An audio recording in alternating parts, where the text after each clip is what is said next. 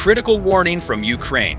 If you get involved in the war, you will inflict the greatest casualties. Important statement from Kiev about the losses of Russia. After the operations that started today, the number of K has reached the breaking point. US said that the only way to bring Russia to the negotiating table is to support Ukraine. Moscow went crazy with the help of Western countries. Another blow came from Armenia to Russia. Armenia will not participate in the talks to be held in Russia. Moscow's allies began to react to Russia. The Kremlin has lost a great deal of authority on Syrian, Ukrainian, and Armenian fronts. Continuing operations of Ukrainian army cause turmoil in the Kremlin. The tension is increasing day by day. With the first hours of the morning, Ukrainian army started operations in 4 regions simultaneously. The area where the conflict is most intense at the moment is known as the Bakhmut border. With Ukrainian army capturing Bakhmut, Russian troops continue their attack to seize the area. With the arrival of the Azov battalion in Bakhmut, Russian troops began to suffer a record number of casualties. In this process, Ukrainian forces increased their pressure in Bakhmut, northern Donetsk, Zaporizhia, and Kherson regions. It is known that as a result of the first operations carried out in the morning, 161 Russian soldiers were neutralized. With the conclusion of these operations, it was seen that Russian soldiers began to withdraw from the front. Kiev ordered Ukrainian forces to advance. In response, the Russian army wanted to stop the advance of Ukrainian troops by conducting counterattacks with rocket systems. In addition, Russian army launched 64 rocket attacks on Ukrainian troops advancing in Zaporizhia in one day. However, Ukrainian artillery spotted Russian rocket troops and counterattacked. Russian rocket troops had to withdraw to the east of Zaporozhye. In this process, Ukrainian forces made an advance of about 7 kilometers in Zaporizhia. On the other hand, the Ukrainian army attacked the Russian headquarters in the Donetsk region. As a result of the attacks, 4 officers and 9 Russian soldiers were neutralized. In addition, an amphibious assault vehicle and 3 trucks loaded with ammunition were also destroyed. Information about the wounded soldiers becomes clear. Russian engineers in Russia's Belgorod Oblast announced a recruiting of volunteers to build fortifications in the area and announced that volunteers would be paid to dig trenches and install concrete cones. Ukrainian Air Force has carried out 14 attacks on Russian personnel, weapons, and military equipment in the last 24 hours. Ukrainian troops also shot down a Russian 4-post UAV and 2 Lancet 3 UAVs. During the same period, Ukraine's rocket forces and artillery units struck 3 Russian command centers and 2 personnel groups. Ukrainian General Staff published a detailed and important report on the losses of Russian army in the evening. For Russia, the balance sheet of Ukraine war is growing. According to the claim of the Ukrainian General Staff, the loss of soldiers of Russian army has exceeded the critical level. According to the statement made by Ukrainian General Staff, the number of Russian soldiers lost in the war exceeded 100,000. Allegedly, 100,400 people from Russian army were neutralized. About 3,000 tanks and 6,000 armored vehicles were destroyed. After the Kremlin declared mobilization, it announced that the problem of experienced soldiers and ammunition was resolved. However, soldiers who belonged to Wagner Group and surrendered to Ukrainian army repeatedly stated that Russian army had a shortage of ammunition. In addition, research institutes say that Russian ammunition has been reduced by at least 50%. Stating that the partial mobilization caused some problems, Russian leaders said, the 150,000 reserve soldiers trained are enough for this situation. We do not have a problem in financial matters. The armed forces will be supported as much as they want.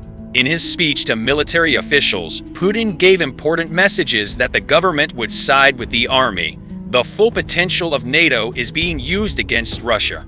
Russia will increase its military capacity and fulfill all its duties, he said. A similar statement was made by Russian Defense Minister Sergei Shoigu. Shoigu has announced that his country's war in Ukraine will continue in 2023. The Kremlin does not make any statements about the negotiations. Putin and the Kremlin have made it clear that they will continue their illegal attacks. US side, on the other hand, responded very harshly to these statements. As you know, Joe Biden met with Putin in the past weeks and offered to end the war in Ukraine. However, Putin flatly denied the negotiation statements.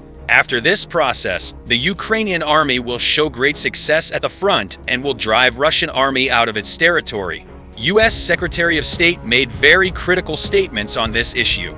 U.S. Secretary of State Antony Blinken said that the way to get Russia into negotiations with Ukraine is to give more support to Ukrainian military and ensure its success on the battlefield. Blinken stated that United States has provided great assistance to Ukraine by bringing its partners together and reiterated that NATO has never been in such a strong unity before. Stating that USA will continue to provide military aid to Ukraine, Blinken said, Russia is in a difficult situation in every aspect.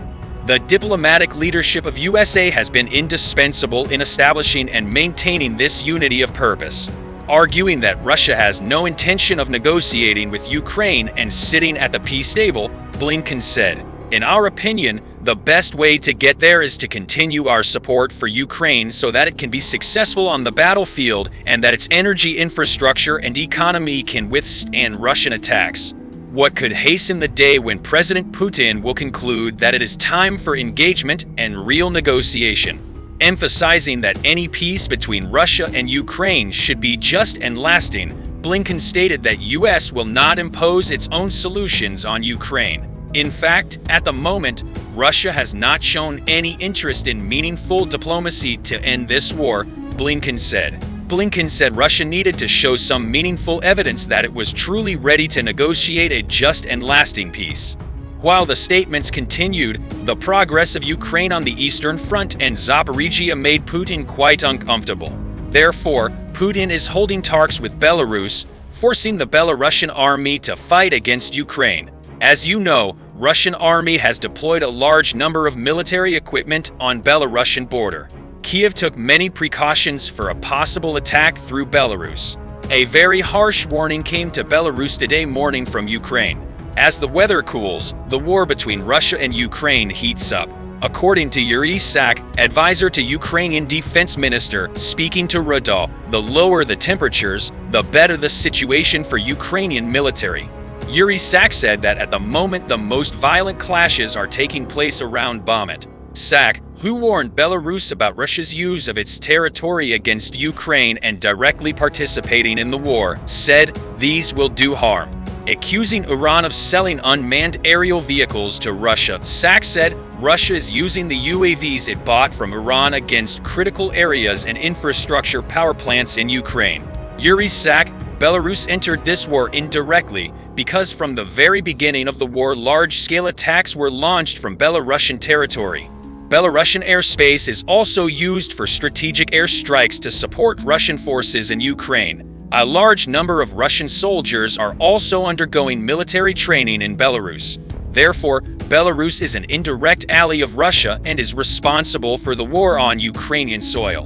Whether Belarusian army enters the war or not, this question remains unanswered. The Kremlin leader's visit to Belarus seems to have been in vain, because Belarusian President Lukashenko avoids bringing his army into this war, and they know that if they join, they will have big problems on Ukrainian soil. Ukrainian army has built a very agile war front along Belarusian border. Therefore, we strongly warn them not to attack our country, because it will hurt them. The tension is increasing day by day. We will continue to report the events in the coming hours to you quickly and accurately.